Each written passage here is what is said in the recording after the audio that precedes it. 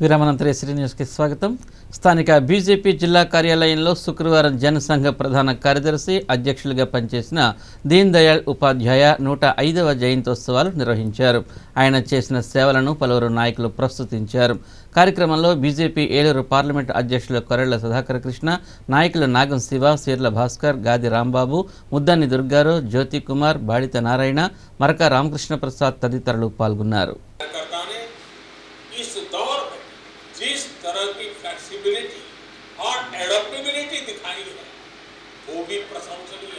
इस ट्रांसफॉर्मेशन के लिए दल के कार्यकर्ता के 21वीं सदी के భారతీయ జనతా పార్టీ సిద్ధాంతకర్త జనసంఘ వ్యవస్థాపకుల్లో ఒకరైనటువంటి పండిత దీన్ దయాళ్ ఉపాధ్యాయ గారి జన్మదిన వేడుకలు, జయంతి వేడుకలు జరుపుతూ ఉన్నాం. భారతీయ జనతా పార్టీ పూర్వరూపమైనటువంటి జనసంఘ్ వ్యవస్థాపకుల్లో ఒకరైన పండిట్ దీన్ దయాళ్ ఉపాధ్యాయ అతి ముఖ్యమైనటువంటి భారతీయ జనతా పార్టీ యొక్క కార్యకర్త. వారు ఈ దేశానికి ఎనలేనటువంటి సేవలు అందించినటువంటి పరిస్థితి.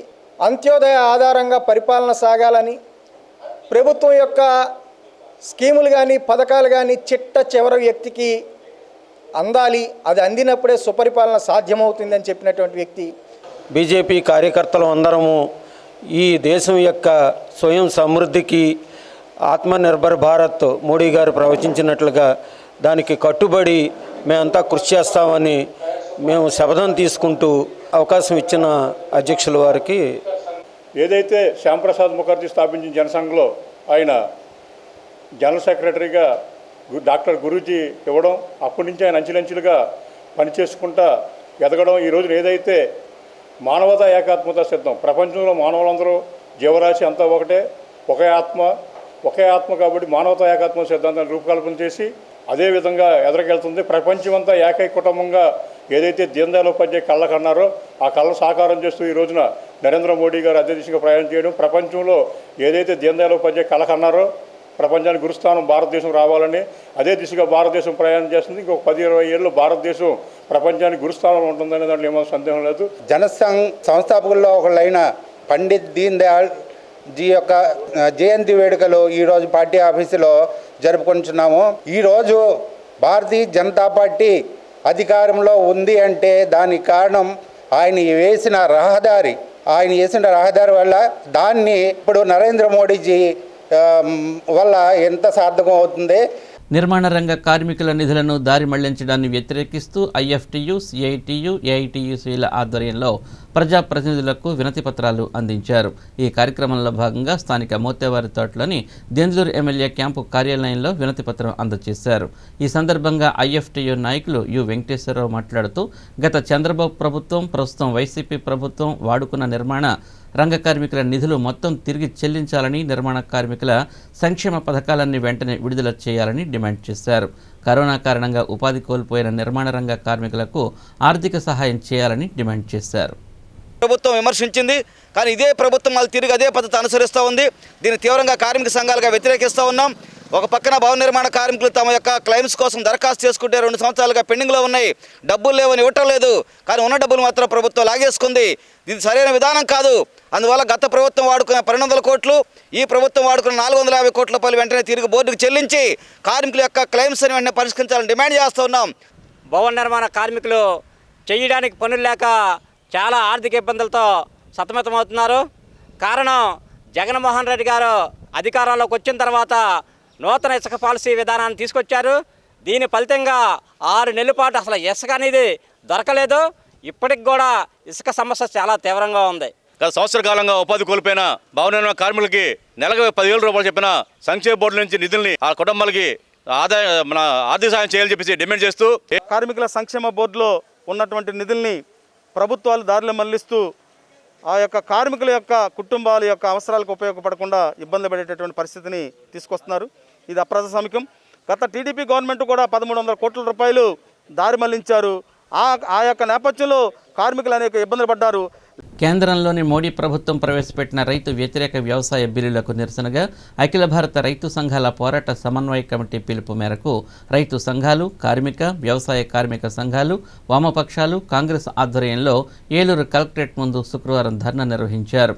రైతు వ్యతిరేక వ్యవసాయ బిల్లులను తగలబెట్టారు. ఉరితాళ్లు వేసుకుని రైతులు తీవ్ర నిరసన వ్యక్తం చేశారు. వ్యవసాయ బిల్లులను వెంటనే రద్దు చేయాలంటూ పెద్ద ఎత్తున నినాదాలు చేశారు. ఈ కార్యక్రమాన్ని ఉద్దేశించి పలు సంఘాల నాయకులు మాట్లాడుతూ కేంద్రంలో మోదీ ప్రభుత్వం ప్రవేశపెట్టిన వ్యవసాయ బిల్లులు రైతుల పాలిట మరణ శాసనాలని విమర్శించారు. ఈ బిల్లులను రాష్ట్రపతి ఆమోదించవద్దని కోరారు. కార్పొరేట్ కంపెనీలకు లాభాలు, రైతులకు నష్టాలు తెచ్చే ఈ బిల్లులను అందరూ వ్యతిరేకించాలని కోరారు. వ్యవసాయ పంప్సెట్లకు మీటర్లు బిగించవద్దని డిమాండ్ చేశారు. రైతు వ్యతిరేక విధానాలు ఆపకపోతే పెద్ద ఎత్తున ఉద్యమం చేపడతామని హెచ్చరించారు. కార్యక్రమంలో సిపిఎం జిల్లా కార్యదర్శి చింతకాయల బాబురావు, సిపిఐ జిల్లా కార్యదర్శి డేగా Prabhakar Rao, CPML new democracy జిల్లా అధికార ప్రతినిధి యు వెంకటేశ్వరరావు, కాంగ్రెస్ నగర అధ్యక్షులు రాజనాల రామ్మోహన్ రావు, ఆంధ్రప్రదేశ్ రైతు సంఘం జిల్లా కార్యదర్శి కె శ్రీనివాస్, వ్యవసాయ కార్మిక సంఘం జిల్లా కార్యదర్శి బండి వెంకటేశ్వరరావు, ఏఐకేఎఫ్ జిల్లా కార్యదర్శి రెడ్డి శ్రీనివాస్ డాంగే, బద్దా వెంకట్రావు, టి చక్రవర్తి, బి జగన్నాథం, శ్రావణంపూడి నాగరాజు, మావూరి శ్రీనివాసరావు తదితరులు పాల్గొన్నారు. దేశంలో ఉన్న చాలా పక్షాలు, వామపక్షాలు, కాంగ్రెస్, అకాలీదళ్ ఇట్లాంటి అనేక పార్టీలు మద్దతు తెలియజేస్తూ ఉన్నాయి. అందులో భాగంగా ఈరోజు ఏలూరు జిల్లా కలెక్టర్ కార్యాలయం దగ్గర ఈ ఆందోళన జరుగుతూ ఉంది. వ్యవసాయ రంగాన్ని కూడా కార్పొరేట్ కంపెనీలకి అమ్మకానికి పెట్టాడు మోడీ. అందుకోసం తక్షణం ఈ బిల్లులను ఉపసంహరించాలని చెప్పేసి డిమాండ్ చేస్తూ ఉన్నాం. లేకపోతే ఈ ఉద్యమాన్ని దేశవ్యాప్తంగా ఉధృతం అవుద్ది. మరి పార్లమెంటు సభ్యులు రైతుల పక్షాన నిలబడి వివిధ రాజకీయ పార్టీలు పెద్ద ఎత్తున ఆందోళన చేస్తూ ఉంటే వాళ్ళని పార్లమెంట్లోంచి గెంటేసి సస్పెండ్ చేసి దుర్మార్గంగా దౌర్జన్యంగా బిల్లుల్ని రాజ్యసభలో బలం లేకపోయినప్పటికీ కూడా మూజువాణి ఓటింగ్ తోటి ఆమోదింపజేసుకుంది.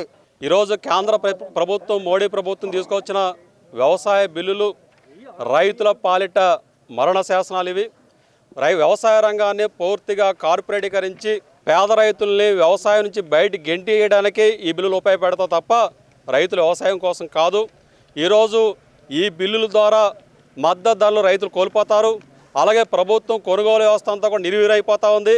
ఈ బిల్లులు కనుక పరిశీలిస్తే ఎక్కడా కూడా మద్దతు ధరలకు గ్యారంటీ లేదు.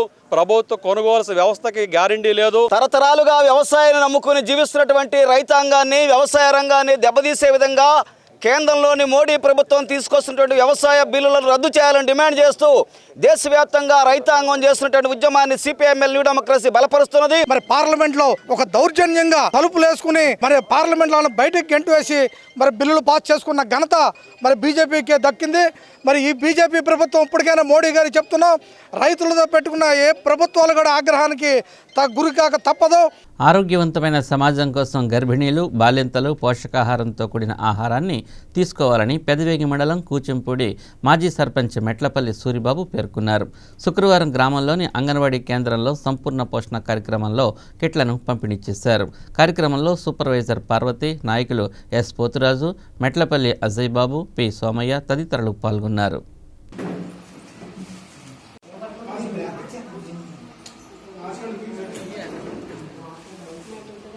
ఈరోజు మనం ఈ కూచింపూడి గ్రామంలో ఈ గ్రామ పెద్దలందరితో వైఎస్ఆర్ నాయకులతో రెడ్డి గారు అంగన్వాడీ మహిళల కోసం ప్రత్యేకంగా సంపూర్ణ పథకం అని చెప్పి ప్రవేశపెట్టి అందరికీ ఉపయోగకరమైన పనులు చేస్తున్నారు. కాబట్టి ఆయన మీరందరూ కూడా ఈ ఒక 5 సంవత్సరాలే కాదు, ఇంకో 10 సంవత్సరాలు కూడా ఉండాలని చెప్పి కోరుకుంటూ దీవించాలని కోరుకుంటున్నాం.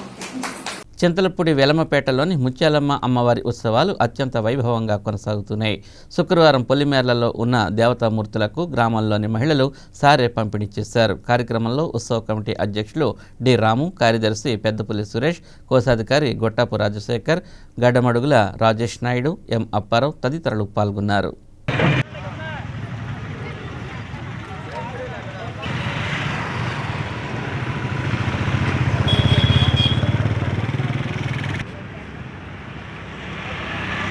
చింతలపూడిలో కొప్పెలంపేటలో అనాదిగా 70-80 సంవత్సరాలు బట్టి వాళ్ళ తాతల కాలం నుండి కొప్పెలంలో ఎప్పుడున్నో ఊరు బాగుండాలనే ఉద్దేశంతో అమ్మవారి జాతర చేస్తుంటారు. మాకు ఊహ తెలిసిన ముందు నుంచి కూడా ముత్యాలమ్మ జాతర అనేది మా వెల్లంపేటలో చింతలపూడి గ్రామంలో ఊరంతా బాగుండాలనే ఉద్దేశంతో మా తాతల కాలం నుండి జరుగుతున్నటువంటి ఉత్సవాలు ఇవి. అలాగే ఈ సంవత్సరం కొద్దిగా డిస్టెన్స్ పాటిస్తూ కరోనా నిబంధనలకు అనుగుణంగా ఈ సంవత్సరం ఉత్సవాలు చేస్తున్నాం. విద్యార్థుల భవిష్యత్తు ఉన్నతంగా ఉండాలన్న లక్ష్యంతో పెదవేగి మండలంలోని ఎంఆర్సీ కాలనీలోని జవహర్ నవోదయ విద్యాలయ సిబ్బంది పనిచేస్తున్నారని ప్రిన్సిపల్ డాక్టర్ వైఎస్ఎస్ చంద్రశేఖర్ పేర్కొన్నారు. ఈ విద్యాలయంలో జూన్ 15వ తేదీ నుంచి ఆన్లైన్ క్లాసులు జూమ్ యాప్ ద్వారా నిర్వహిస్తున్నట్లు తెలిపారు. ఇప్పటి వరకు 40% పాఠ్యాంశాలను పూర్తి చేసినట్లు వివరించారు. ఆన్లైన్ శిక్షణా తరగతులు జూన్ 13, 14 తారీఖుల నుంచి తరగతి 7, 8, 9, 10, 12 తరగతులకు స్టార్ట్ చేయడం జరిగింది.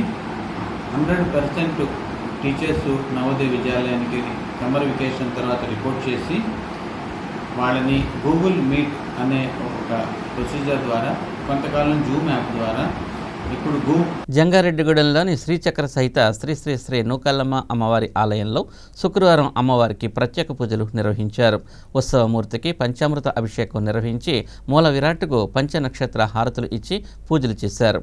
పట్టణానికి చెందిన వ్యాపారి మాతు నాగేశ్వరరావు జ్ఞాపకార్థం ఆయన కుటుంబ సభ్యులు అమ్మవారి అలంకరణ నిమిత్తం 28 గ్రాముల స్వర్ణనేత్ర ద్వయం రెప్పలు ఆలయ కమిటీకి అందజేశారు. కార్యక్రమంలో ఆలయ కమిటీ చైర్మన్ డాక్టర్ రాజన సత్యనారాయణ, రామలక్ష్మి దంపతులు, గాలి నోకరాజు దంపతులు తదితరులు పాల్గొన్నారు.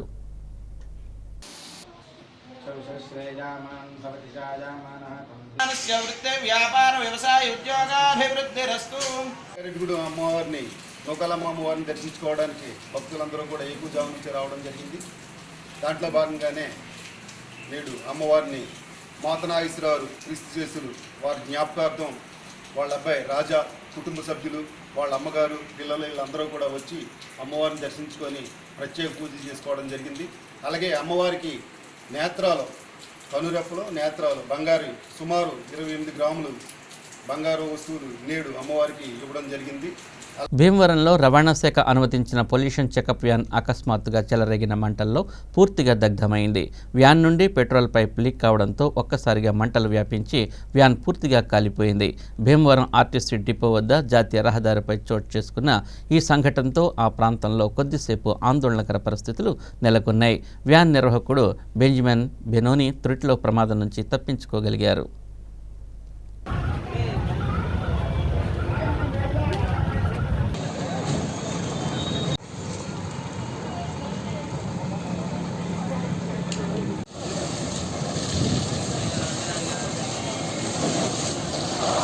దేవాలయాలు, మసీదులు, ప్రార్థనా మందిరాల దగ్గర పటిష్టమైన రక్షణ చర్యలు తీసుకుంటున్నామని ఏలూరు రూరల్ సీఐ శ్రీనివాసరావు అన్నారు.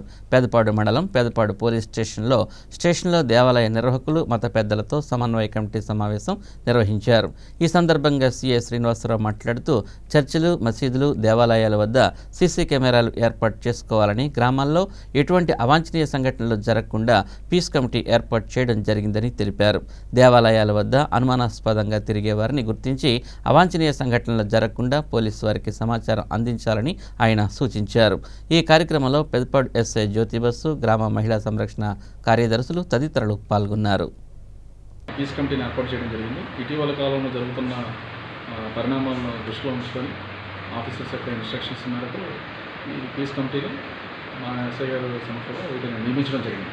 వారందరినీ కూడా ఈరోజు పిలిపించి అసలు పీస్ కమిటీ అంటే ఏంటి, పీస్ కమిటీ ఏం చేయాలి, ఏం చేయకూడదు, వాటి యొక్క బాధ్యతలు ఏంటి, వాటి యొక్క విధులు ఏంటి అని చెప్పేసి అని వారికి కూడా వివరించడం జరిగింది. ఇందులో అన్ని కులాలకి, అన్ని మతాలకు సంబంధించిన అన్ని మతాలకు సంబంధించిన వ్యక్తులు, అదేవిధంగా జిఎంఎస్కేలు, వాలంటీర్స్, ఇట్లా ఓవరాల్గా పెద్ద మనుషులు వీళ్ళందరినీ మెర్జ్ చేసి ఒక మంచిగా పీస్ కమిటీ ఏర్పాటు చేయడం జరిగింది. అదేవిధంగా రైతులకు వ్యతిరేకంగా పార్లమెంట్లో బిల్లులు ఆమోదిస్తున్నారంటూ భీముడోలు సిఐటియు రైతు సంఘాల ఆధ్వర్యంలో రైతుల ధర్నా కార్యక్రమాన్ని చేపట్టారు.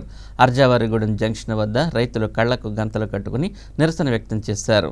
ఈ సందర్భంగా పలువురు నాయకులు మాట్లాడుతూ రైతులకు సంబంధించిన బిల్లులను మూజివాణిలో నెగ్గించుకోవడం రాజ్యాంగ ఉల్లంఘనని విమర్శించారు. అనంతరం రైతు వ్యతిరేక బిల్లుల కాపీలను దగ్ధం చేశారు. ఈ కార్యక్రమంలో సిఐటియు జిల్లా ఉపాధ్యక్షులు ఆర్ లింగరాజు, రైతు సంఘం జిల్లా ఉపాధ్యక్షులు జి ప్రసాద్, కట్టా భాస్కర్రావు, గార్పాటి సత్యనారాయణ, తూంపాటి మురళి, సత్తిపండు, నాగరాజు తదితరులు పాల్గొన్నారు.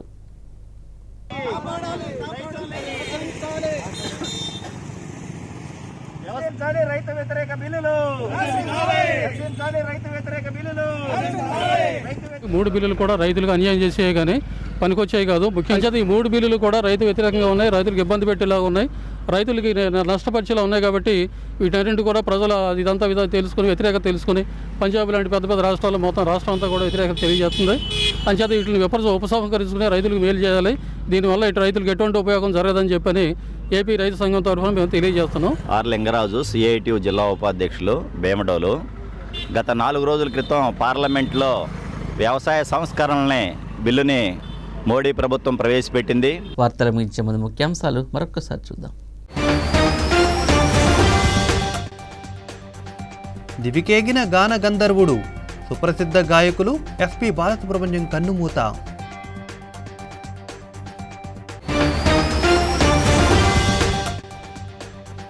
బహుముఖ ప్రజ్ఞాశాలి ఎస్పి బాలు ఘనంగా నివాళులర్పించిన ఉప ముఖ్యమంత్రి ఆళ్ల నాని.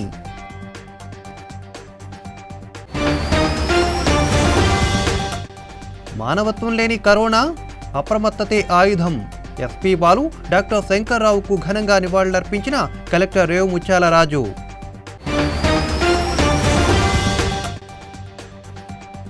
ఇరవై 26 నుంచి చిన్న వెంకన్న తిరు కళ్యాణ మహోత్సవాలు నిరాడంబరంగా నిర్వహించేందుకు ఏర్పాట్లు.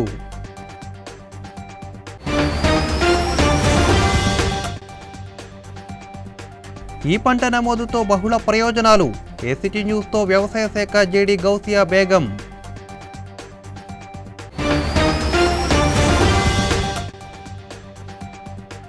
ప్లాస్మా దానం చేయండి, ప్రాణదాతలు కండి. ఏఆర్ అదనపు ఎస్పీ మహేష్ కుమార్ పిలుపు.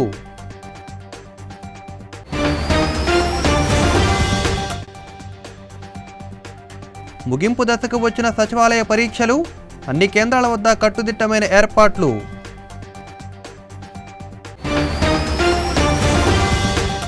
ఇవి ఈ బులెటిన్ విశేషాలు. నెక్స్ట్ బులెటిన్లో మరిన్ని విశేషాలతో కలుద్దాం. చూస్తూనే ఉండండి ఏసీటీ.